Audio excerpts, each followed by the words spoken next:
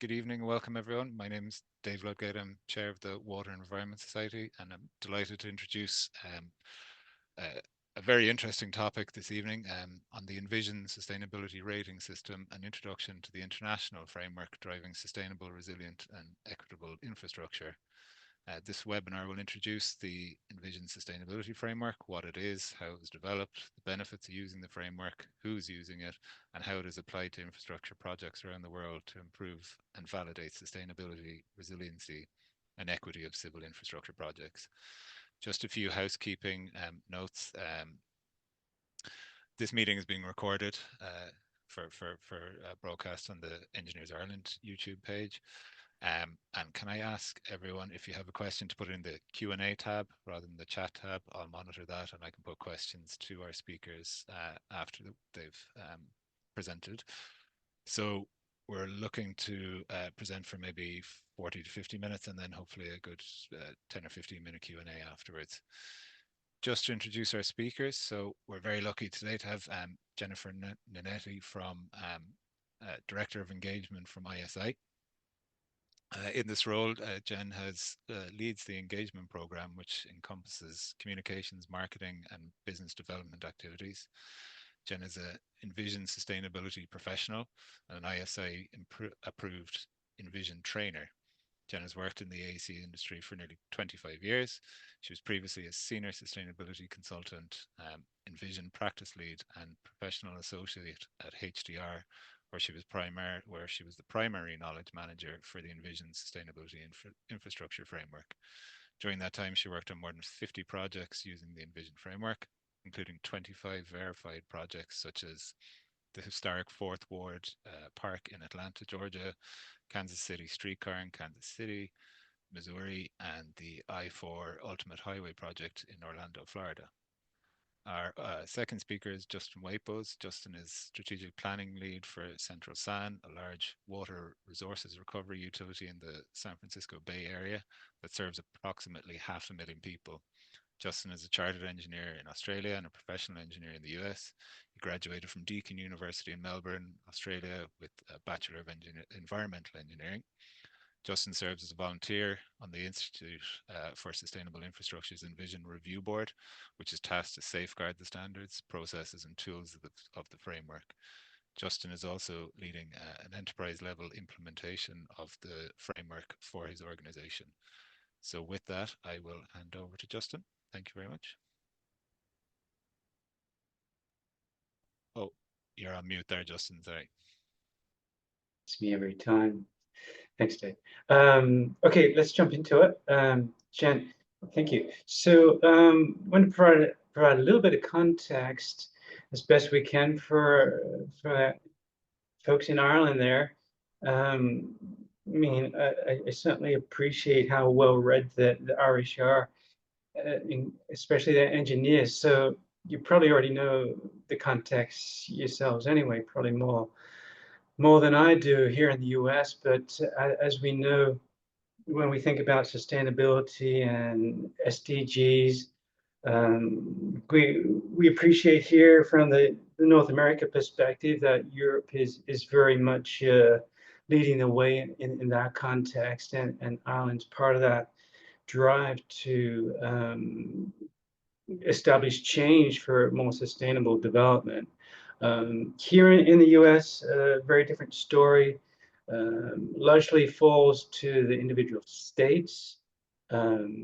Here's that image to the right of the US there is a map that was produced to show the level of engagement of the SDGs for the various states in the US. I'm based in California on the West Coast there. I guess we're kind of on the better side of that pursuit of the SDGs, but I think where California's pushing things is more on the sustainability and net zero and things like that. But when it comes to utilities, public infrastructure owners, there really isn't hardly anything with regards to mandates, policies, regulations with regards to sustainability, resiliency, or equity, I guess. There's somewhere being developed at the federal level, and they just got torn up. But nevertheless, there is a lot of interest and a lot of use and a lot of champions out there in the public infrastructure that are driving sustainability and resiliency in the US, and Jen's going to touch upon some of those. Private corporations, often public utility owners here in the US, are partnering with private corporations to facilitate projects and design projects. And many of those private corporations, as you well aware, driven by stakeholders and those that are publicly listed public shareholders that are asking for more green infrastructure and more green investments. So that's a quick flavor. Let's go to the next slide, Jen. So as I mentioned, sustainability in the US sometimes is a very divisive and political word. However, where I'm seeing traction and common ground in the US is when you start talking about risk to businesses, risk to communities, risk to infrastructure and reliability. And as you know very well, with what's going on with the weather in Ireland at the moment, in the last few weeks, that you get an almost unprecedented weather extremes over there, as we are again here in California, in Southern California, with those fires. So that's something that I'm seeing is a common ground and a common denominator to start conversations here with folks that are not necessarily enthusiastic or wanting to engage from the sustainability point of view. And as Jen will share, this framework not only supports and drives sustainability, it also drives resiliency and equity. So it's very comprehensive. So when we start conversations here with naysayers, we try to seek what common ground there and look for that currency to start the conversation. Next slide, please, Jen. So now I'll move on to Jen to provide more detail and more overview of the infrastructure, this Envision rating system, which is very comprehensive. It's a lot to get through in a very short period of time. And then if we have some time at the end, I'll share some insights on what we're doing at my utility with this rating system and why we're doing it. So Jen, why don't you take it over there? Thanks, Justin. I'll provide a little bit of background on the Institute for Sustainable Infrastructure, just so you can kind of get a context from where Envision came from. It was developed by a joint Envision as the framework was developed in a joint collaboration between ISI and the ZOFNIS program for sustainable infrastructure at the Harvard University Graduate School of Design. The ZOFNIS program has actually recently, within the last couple of years, moved to ISI. So now it's the ZOFNIS research program as part of ISI, but at the time it was through Harvard. And ISI was formed by the American Public Works Association, the American Council of Engineering Companies, and the American Society of Civil Engineers. It's a not-for-profit education and research organization. And at the time, each founding organization was developing a sustainable infrastructure program of their own and saw a need for the standardization, some sort of a framework for classification of sustainability practices, but decided that it would not be best to have, each organization having their own system. And so they decided to work together to form ISI to develop and manage Envision as the system that all of them would use. And along the way, there was collaboration with federal agencies, universities, consultants in the industry, professional societies, municipalities, and other organizations and professionals, just to make sure that it was vetted by industry experts. So as a just really brief timeline, the first version of Envision was put out for industry review in 2011. And then in the fall of that year, ISI and Zofnas merged their two systems. The second version, which was actually the version 2, which was actually the first full published version that was used, came out in 2018. And then Envision version 3 was launched in April of 2018. And that's the version that we're currently using, Vision and version. Give me a little tripped up. And ISI has grown since that time. We really look at it as the hub of a unique community. So there are a lot of members from both public agencies, associations, government consultants, and academic institutions. So it's a well-rounded group of organizations and practitioners. The things that ISI focuses on include a membership program, so helping to continue to grow that network of experts, a credentialing program, which also includes training. There's a credential called the Envision Sustainability Professional, ENVSP, that people can take an exam for and become credentialed. Verification program for projects that want to have a confirmation that they have done the things that Envision is looking for them to do. And then, as I mentioned, the research, the Zofnas program that is currently part of ISI. So let me give a little more detail about what Envision is. It's a framework. It's essentially a set of questions and criteria that enable project teams to do a thorough examination of sustainability and resiliency in their projects during the project development process. So it really is, it's most valuable if you begin using it early in the process, but it can be inserted anywhere in the process. Even some projects use it retroactively to look back at what their project did to see where they might have had gaps in sustainability that they could change in future projects. And one of the things that is really helpful about it is that it's very process oriented. So it does help project management. It helps bring up things for discussions. It also helps with conversations and the communication with it during the project process. So the framework, whoops, I think I went backwards. No, I did not.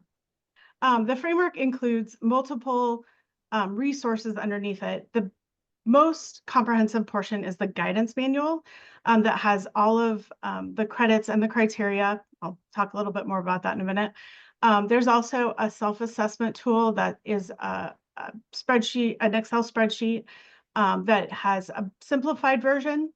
And then the professional training and credentialing program I mentioned, and then the verification program that has awards and recognition associated with it. And as Justin said, there's a lot, when you get into the details of Envision. I've often found that you can give kind of like the 10-minute overview, or you can give like the 4-hour version. And so there will be a lot of places where you're like, oh, I didn't hear anything about this. And we're happy to provide more information about it. It's just kind of have to pick and choose in a presentation like this what we give information about. So if you are familiar with other rating systems, Envision is similar. So it has 5 categories. It has credits underneath that. I'll show you a quick list of those in a minute. There are points associated with the credits. Building on your level of sustainable performance, you can get more points in each credit. The framework, though, itself encompasses the full range of environmental, social, and economic impacts that should be assessed within a project to determine if it's incorporated sustainability through design, construction, and operation. There are 64 of these credits that have criteria underneath them, and they're arranged in these 5 categories. So quality of life addresses project impacts on communities, looking at health, well-being of individuals, and the well-being of the larger social fabric as a whole. Leadership looks at how project team is demonstrating leadership and commitment, and that includes all parties. So it doesn't just look at the owner.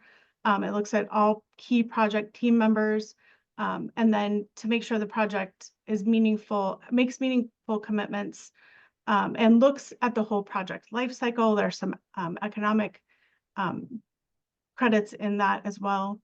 Resource allocation is probably the area that most people are most familiar with in rating systems. It looks at energy, water, and materials, so renewable and non-renewable sources, and the benefits of managing those through design, construction, and operation. And then Natural World allows project teams to assess the effect of the project on the preservation and renewal of ecosystem functions, and it addresses how to understand and minimize negative impacts while considering how the infrastructure interacts with those systems as well. And then climate and resilience looks at those two main components. So emissions from a standpoint of air pollution, greenhouse gas, and embodied carbon, as well as long-term risks, and making sure that infrastructure projects are resilient to short and long-term hazards. So I'll just flash this up just briefly, but this is the 64 credits that are included. And I'll just mention that each of the categories has an innovation credit. So that's for things that, say, aren't included necessarily within Envision. One example of that might be heat island effect. That is something that can be, if something is done on a project, can be included in innovation, or if a credit, something within a credit goes above and beyond what the criteria are looking at. So Envision use is really becoming very international. Of course, it started in North America. There are a lot of projects that are this is just showing verified projects. So there are a lot of projects verified within the US and in Canada. At the end of last year, we received our first projects in the verification program in Latin America and in Africa, but there are quite a few projects in Italy, as well as some in the Middle East. And then actually over 200 projects that are verified. We're looking for our 200th announced verified project coming up very soon. So that's a nice milestone for us. There's also another 250 plus projects that are registered and using the framework planning to go through verification. But I will mention that there are many more projects that don't register that use the framework just as a process and decision-making tool because they can. You don't have to register or verify them. I'll share a few things. At the end of last year, we looked back on 2024. As you may know, if you're in a small organization, a lot of times you start planning for the next year and you don't really look back at what you had done. You may not quite have time. I'm fairly new to the organization, so I thought it would be fun to look back and see, what was accomplished in 2024. And there were some nice milestones hit. We reached over 10,000 Envision sustainability professionals. So over 10,000 credential professionals. We had 60 projects that registered just last year. So that was a record. 3 new international partnerships. Our president and CEO celebrated 10 years at ISI. We had 127 organizations that celebrated either 1, 5, or 10-year anniversaries, and just a really engaged community of professionals. And then within membership, over 100 new members, 12 new members outside North America, so showing that growing international presence, and then a lot of members with a great number of ENVSPs, so that have really committed to making sure that Envision is used within their organization. The next couple of slides are some graphs that are showing just the growth of Envision. And I think this one is nice from a registration perspective. So how many projects are registered? And I'll say again, it's not just about the projects that are registered and verified, but it is a good indicator of the growth. So like I said, 60 projects last year was a record, and there's over 400 projects that have been registered over the life of Envision. The next one looks at verifications that have been complete, so projects that are verified. Verified is the ISI term. In other rating systems, you'll often see the word certified, so very similar. But we had 199, so as I said, the next one is going to be 200, so we're excited to have a little celebration around that. Oh, and I did want to go back to this last one, just in case anybody asked about why there were so many this year and then it dropped off. This is when version 3 was announced. And so a lot of projects registered quickly at the end of 2018 so that they could verify under version 2 before version 3 was sunset, which actually took a lot longer than we thought because of the pandemic in 2020. But that's why there's a little spike there. Envision overall can be used for all types and sizes of infrastructure, and that was the point in developing it. They looked at, when it was developed, they looked at over 90 rating systems around the world, and some of them were very specific to different sectors, roads, for instance, or other transportation or water, and they wanted to make sure that it was applicable across different infrastructure, especially because there are so many instances where different infrastructure is being built at the same time and interacting. So to have a rating system that only looked at roads when you might have, other types of infrastructure as part of the project development didn't make a lot of sense. So that we see a lot of projects that are multi-component, multi-benefit, and Envision can look at all of those components at the same time. The other thing about it is that infrastructure the development has such a different process and constraint than any other, like building rating systems, for instance, LEED, which has a much more finite kind of boundary around it. So the need for evaluating and recognizing sustainable performance across those multiple infrastructure elements was really important, including how each of those elements contributes to the overall community sustainability. So Envision applies broadly across all civil infrastructure. It really looks at the triple bottom line for social, economic, and environmental goals. It's designed to keep pace with the changing concepts of sustainability. So even though Envision version 3 was released in 2018, it looks at the concepts that have a growing interest even now. So things like social equity and embodied carbon are included. It's free to use as a planning tool, so anyone can create an ISI account and access the guidance manual and other resources. And projects can submit for verification, which includes a third-party review of a submittal that thoroughly documents the project's process and outcomes. And it covers planning, design, construction, and it covers operations and maintenance in a way that it looks at life cycle issues, planning for maintenance, and monitoring of things like energy and water systems. It doesn't, however, come back and ask you to look at any types of specific metrics while the project is operational in the way that like LEED does. Once a project is substantially through construction, then the Envision verification is finalized. But related to construction, there are 5 construction specific credits and many other credits that have construction components. So it is very comprehensive around the whole project development process. So I'll just show a few project examples. These are all verified projects. These 9 are Alliant Energy solar projects that earned Envision for 2023 and 2024. And they're located in Wisconsin, and I think they're all located in Wisconsin.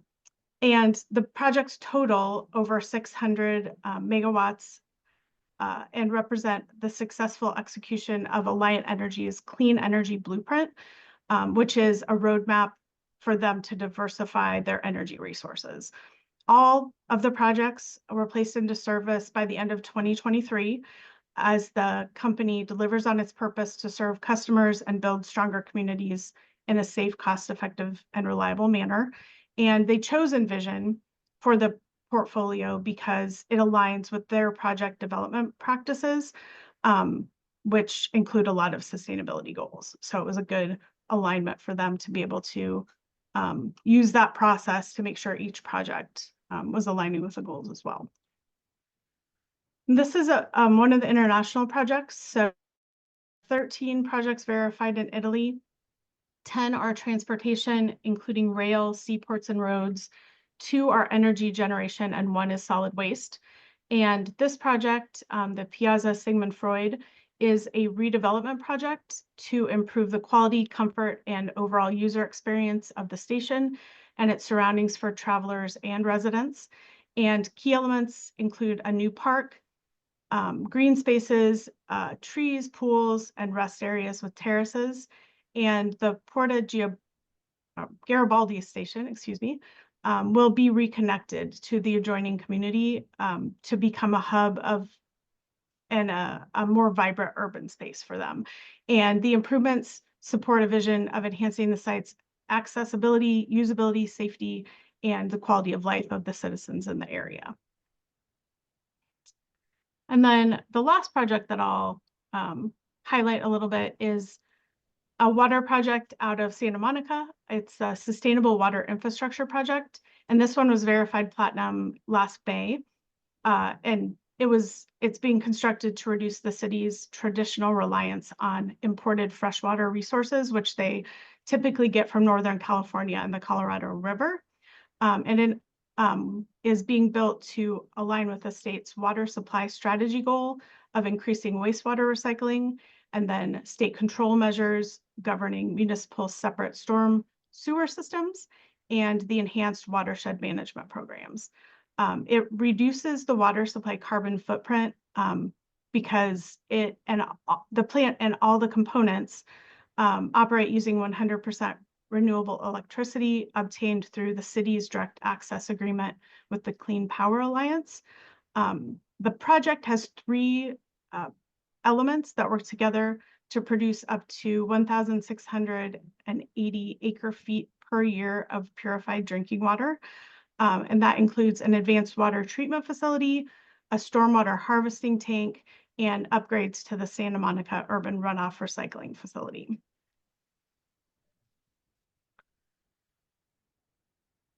While verified projects are exciting, they get a lot of attention.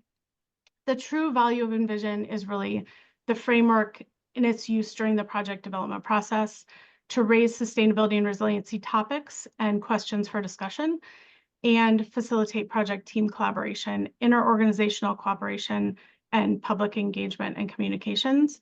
And in this way, Envision supports efforts to reach existing goals. So, for example, Envision aligns with 13 of the 17 sustainable development goals. And of those, there are credits in multiple categories that include criteria that could help project teams improve performance. For example, related to responsible consumption, there are credits about byproduct synergy, procurement, reuse and recycled materials, waste reduction during construction and operations, and embodied carbon, which could all fit within that. And that happens across many of the sustainable development goals. The tool shown here was developed by ICMQ, and ICMQ is ISI's partner in Italy that administers Envision and the credentialing and verification programs. And this is related to the do no significant harm requirements. Envision is a useful tool for measuring the DNSH objectives, and it can be used to measure the status of the 6 objectives and support compliance with the EU requirements.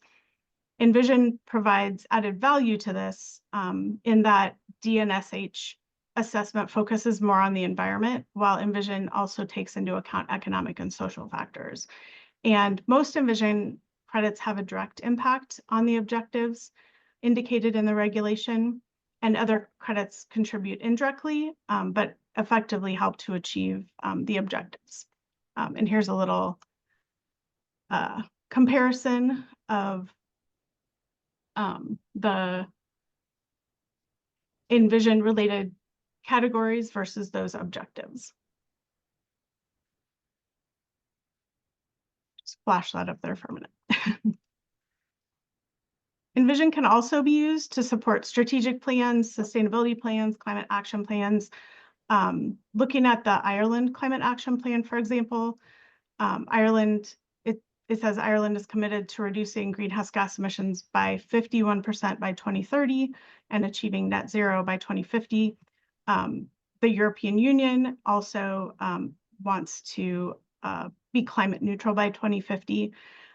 So those obviously really focus on emissions, and Envision has 3 credits that also focus on emissions. But it does have a range of social and economic components that align with the other components within the Climate Action Plan. So this table summarizes how Envision categories are related to those components within the Climate Action Plan, more on a broader triple bottom line, from a broader triple bottom line perspective.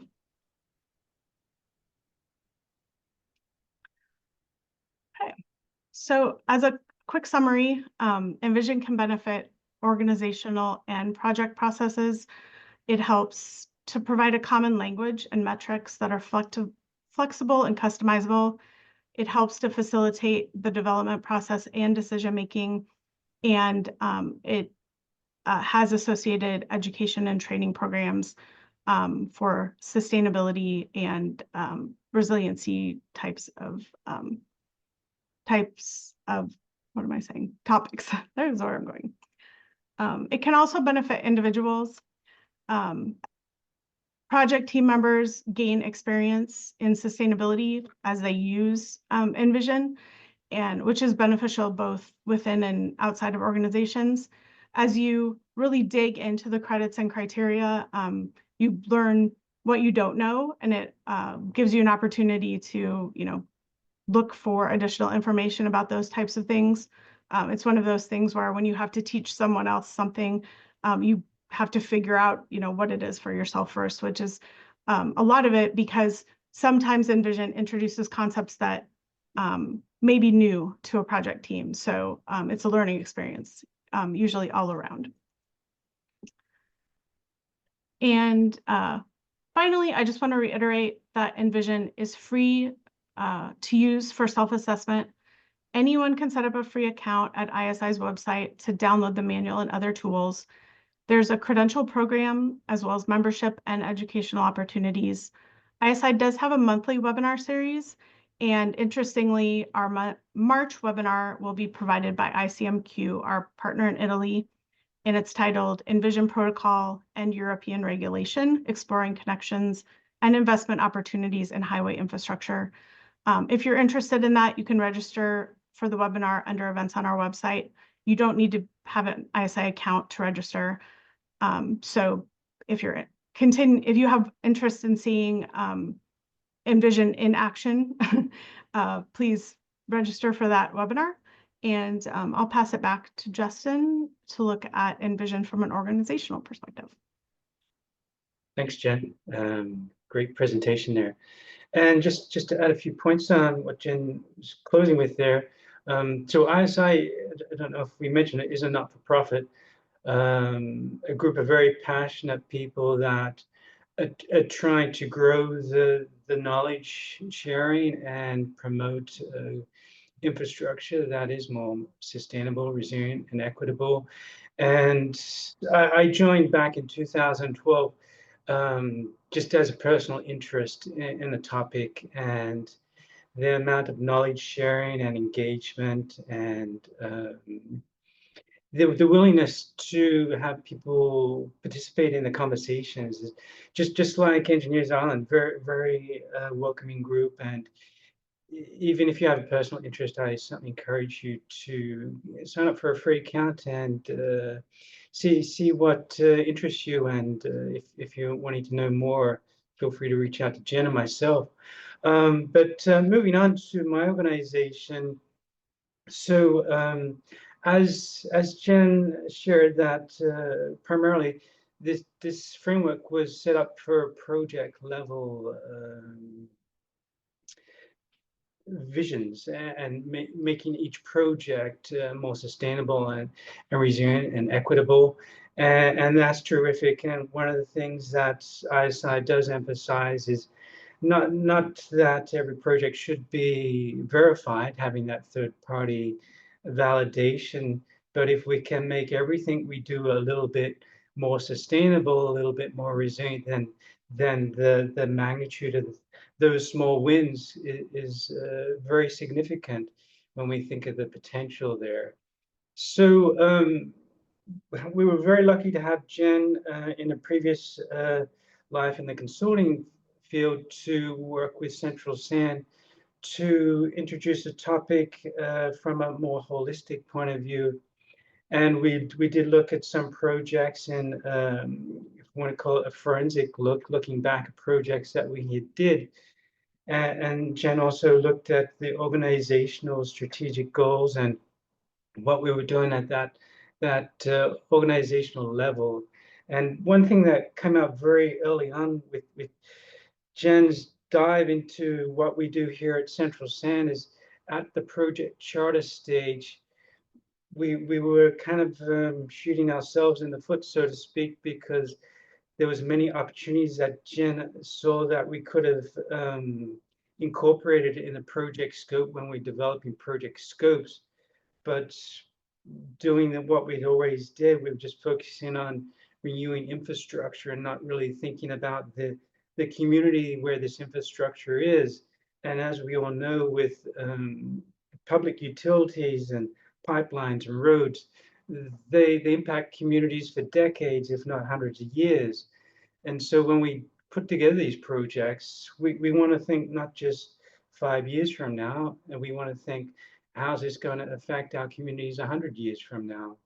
And Envision helps us kind of think that through as an organization. And this slide here touches upon our strategic plan and where Envision kind of highlighted what we're doing right and what we could be doing better. And because we're in the US here, we don't really have any guidance from a regulatory or government point of view. So our utility is like most others where we were kind of doing our own thing in terms of what's sustainable, what's resilient, what we think is equitable, without really having any standards to call upon. So using the Envision system that has that credibility, that's built off academia, that's built off ASCE and other well-established organizations in the US, that gave our board of directors a sense of comfort in that this is a framework that has a solid reputation, that's built off of solid foundations, because it included public utilities when they were actually developing this framework, and it continued to enhance the framework. So we looked at our strategic plan, we looked at Envision, and Envision was able to give us clarity on what we're doing right, what we could be doing better, and it also allows us to compare ourselves to other agencies, primarily at the project level for which it was designed. But for us, as with some other key large organizations within the US, they're seeing the value of this, using Envision at a systemic level to drive everything we do as an organization to be more resilient, more sustainable, more equitable. So if we move on to the next slide there. So in the capital projects process, this is where Envision was really created to focus on those project level improvement opportunities there.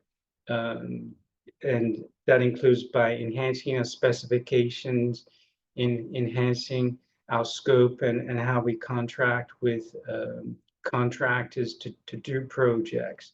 And by us using the Envision system, even at the informal level, it gives us so much clarity of what we should be doing, whereas we were kind of looking in kind of a fog of what we thought we should be doing because we didn't have that government oversight and those government regulations driving us. So the Envision really gave us clarity where we didn't have clarity before. And then we can couple that in to our strategic goals and get clarity on what we're doing there. Our strategic goals, we had strategic goals for diversity, for resiliency, for sustainability, but they were somewhat disparate. They weren't really meshing with each other. They were kind of standing alone, so to speak. And when we use the Envision framework to think about those things at that organizational level, even though it wasn't designed for the framework, it gives you so much insights into what you're doing and how you can improve as an organization. And that's where we see a great opportunity there to inform that part of our organization and drive our policies. We have some policies on these key topics, but once again, they were kind of standalone. They didn't really support the other policies, and this kind of makes you reflect on those policies and how effective are they in doing what you thought you were hoping to do with those policies and procurement practices. So very comprehensive. As I say, we're using this informally at the organizational level, even though it was designed specifically for the project level. But we're not the only utility doing it like this. Next slide, please. So here's a list of some bullet points of where Jen identified some opportunities across the board in our organization, from enhancing strategic plan, our goals in that, getting clarity on that. And a key thing is making sure we have line of sight from those strategic goals, making sure they're translating into our master planning, our operational documents and things like that, and coming through design guideline improvements and contractor guidance, making sure we are really documenting those processes that we say we're doing. But if we don't document them, then who's to really know if we are doing them or not? And I think in these times of disinformation, I think the Envision system and having that verification opportunity gives you that validation, that credibility with your peers as an organization. That was one of the key things that attracted our board of directors to this, is to get that credibility. So we don't just say this is sustainability as Central Sand knows it, and that says our community that we serve should know it. We're looking more to the Envision system because it has that credibility. So just like with LEAD or anything else that we might procure as an individual, as an organization, if you have standards that you can refer to give foundation to what you're saying to your ratepayers, that adds a lot of credibility. And I think that's very important these days. Next slide, Jack. So yeah, I touched on we're using the Envision system to not only look at the strategic level, strategic planning, but we're trying to carry it through to our master planning and through to our operational management maintenance procedures. So we have that continuity. And I think continuity is very important, because if you don't have that, you're kind of chasing your tail and you'll never achieve what you're trying to achieve strategically.